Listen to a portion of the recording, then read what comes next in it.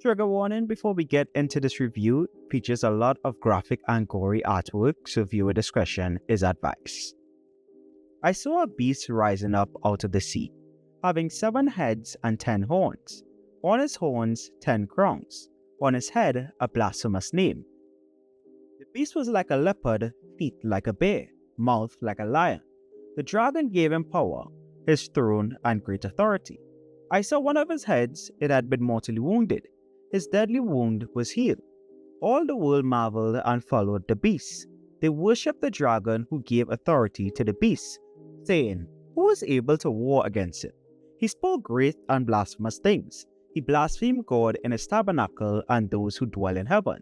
The beast was given power to wage war against God's holy people and conquer them. He was given authority over every single language and nation. Everyone on earth will worship the beast, all those whose names have not been written in the book of life, the Lamb who was slain from the creation of the world. Whoever has ears, let them hear. I heard the voice of thunder saying, "Come and see." A vision Starstruck has been having as he is subject to painful experimentations at the secret biolab of God, the global order decree located under the Babylon Bioresearch Building. Awakening and screaming in pain as the genetic engineers try to stabilize him and initiate a purge in order to keep him under their control. But things aren't going so easy this time around, as there had been a rebel attack on the power pyramid resulting in insufficient power to Starstruck's retainment device, allowing him to break free and immediately attack the genetic engineers, killing them on the spot. Still disoriented, he tries to make a break for the nearest exit out of the lab, telling the controllers who beg for him not to kill them to go. He makes his way to the main hall and runs into 2 guards that command for him to step down. But when they raise their weapons at Starstruck, he trips off and charges straight into them, yelling, "You will not hurt me again," brutally murdering the 2 guards. But still disoriented, says to himself, "No, the blood cries out to me." Making his way through the facility, he puts on a biosuit in hopes of blending in. But he is met by a guff unit named Foil who declares himself as a friend, and explains to Starstruck that he is trying to help him escape the facility as it has been prophesied that he will set them free from God's world domination and certain doom. Guff tells Starstruck that he is their current weapon of mass destruction, but if he escapes, he can help them turn the tide of battle, as well as the dreams that Guff and others have been having, which gave them the instructions to free Starstruck, instructing him to climb through the furnace vents to escape the facility. Elsewhere at the top of Babylon Tower, news of Starstruck's escape from the Bioresearch Building has reached Armenian Horn, the leader of God, and he is pissed off, ordering them to not let Starstruck escape into the hands of the rebels as it will create more trouble for their plans, telling them to use all means necessary, even if it means firing on their own facility and killing their own men. Back at the facility, Starstruck managed to climb out of the building, but has Locust units firing down on him, knocking him to the ground right into Special God Agent Pan and the dog units. But instead of immediately detaining him, Pan orders his men to stand down, promising to gut the first man that shoots at Starstruck. Pan wants to take the opportunity to fight a real Nephilim one-on-one, and he does get his wish fulfilled as the two have an all-out brawl until Starstruck gets the upper hand and throws Pan into the dog units, giving him time to make a run for it. One of the dog units attempt to fire at Starstruck, but is immediately gutted by Pan for firing at Starstruck as he promised earlier. Starstruck runs all the way to the outskirts of Babylon City before he is captured again by an ambush from God's Chimera units.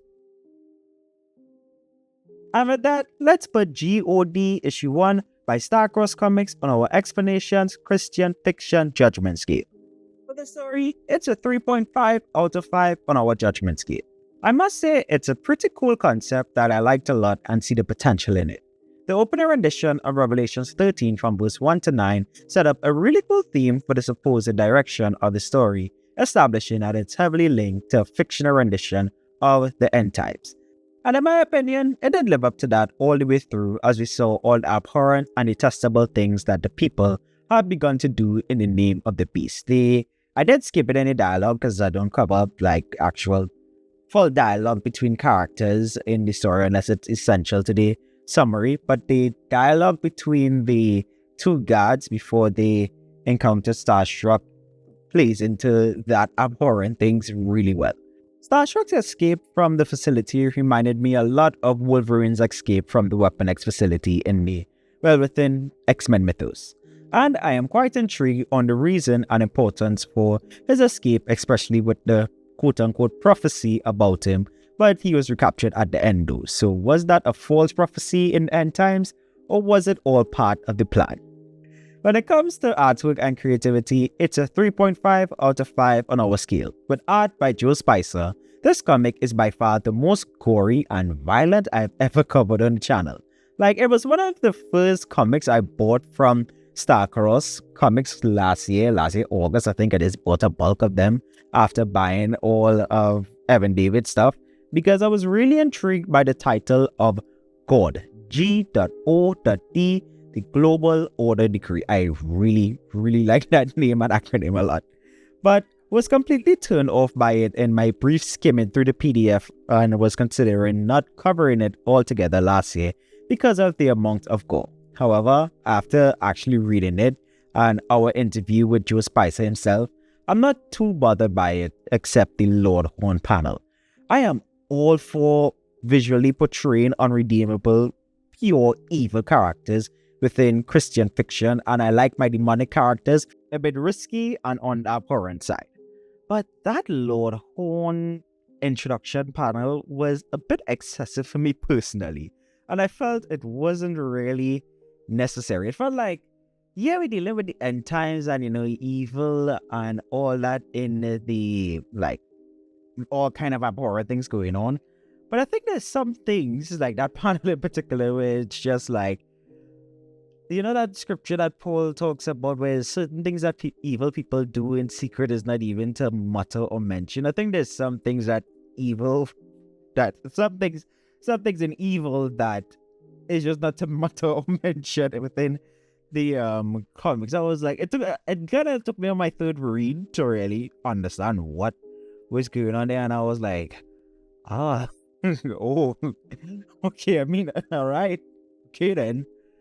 Yeah, okay, then is that what's implied? I mean, I know he's like supposed to represent the Antichrist within Joe Spicer's stories, and he is evil, but do we really need to portray that kind of evil in order to get the point across that he is evil in the story?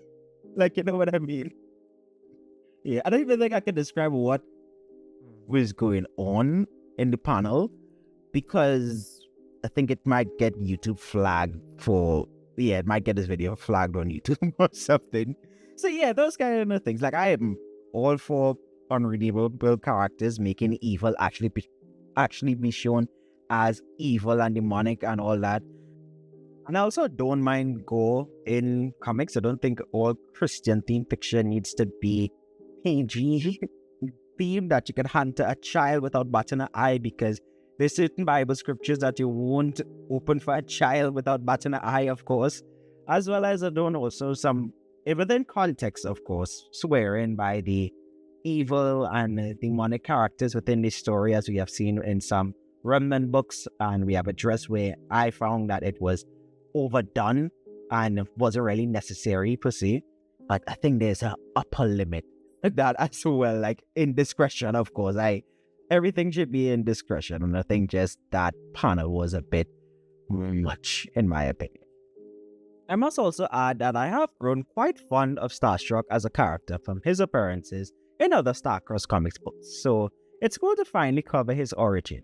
I don't know how we get from this to biblical proportions and what happens in Starcross team up, but as Joe said in our podcast interview with him, we should be getting those answers in part 2 of G.O.D, I believe, and in some of the other one-shot style issues to come out from Starcross comics. So I do look forward to that, to tie in that, because right now Starstruck, as much as I like the character, his origin is a bit of a mystery to me. Even though this was kind of his origin, it kind of left me more confused on like, well, that gap gets bridged, but I trust in Joe Spicer's, Joe's world building skills. I do like his world building a lot. Just a little bit discombobulated a bit here between biblical proportions and what's going on in God, but I'm sure we will bridge the gap eventually. When it comes to theological basis, which refers to how well Christian principles are adapted in a piece of fictional work, it's a 4 out of 5. Really like the first pages as it was just a visual rendition of Revelations 13, but I am a bit skeptical and needed to know more about Starstruck's prophecy and how a robot that is a well of souls is receiving instructions via visions and dreams. If you want to know about my opinion on the whole Nephilim aspects of the comic and why I personally love Joe's approach to it in his stories, you can check out our previous video that will be linked at the end of this one. When it comes to my enjoyment and how likely I am to recommend it, it's a 3 out of 5. I like it because I am very deep in the Starcross catalog source at this point and I've gotten into the sunk cost zone. And I also like Starstruck. But if you have only like $5 or $10 in your budget to pick up a comic from Starcross, this isn't anywhere near the top of my recommendation list of all the comics we've covered on the channel or even from Starcross. I will quickly recommend you pick up both issues of Biblical Proportions and Starcross Team Up Issue 1, then a lot of the other Starcross books like Red Talon and Evan David's writing before I recommend this book. So overall, G.O.D Issue 1 by Joe Spicer of Starcross Comics gets a 3.5 out of 5 from the Xplanations. Let me know what you think of the comic based on what was discussed in the comments below. Do you agree with me or do you have a different take than I do? The link to purchase the comic will be in the description and in the cards of the video. If you enjoyed the video, then why not consider leaving a like on it and subscribing for more reviews and coverage of comics made by professing believers.